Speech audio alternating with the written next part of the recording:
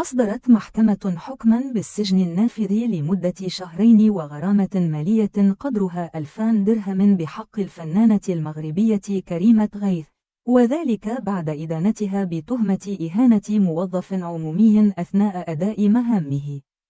كما ألزمت المحكمة الفنانة بدفع تعويض مالي قدره 5000 درهم مغربي للطرف المدني، مع رفض باقي الطلبات المقدمة.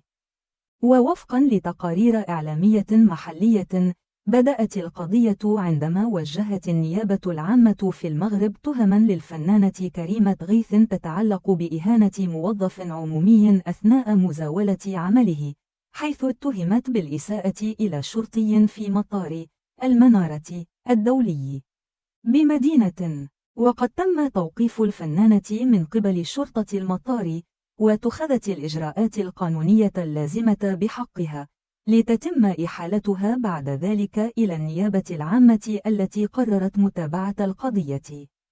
وانطلقت الجلسات القضائية المتعلقة بهذه الواقعة في شهر مايو الماضي، لكنها شهدت عدة تأجيلات نتيجة استدعاء المصرحين الواردة أسماؤهم في المحضر وكذلك المشتكي.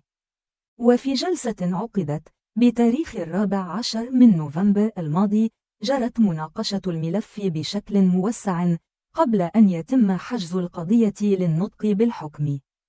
وصدر الحكم قبل يوم واحد من افتتاح المهرجان الدولي للفيلم في مراكش، الذي يعد أحد أبرز الفعاليات السينمائية بالمغرب.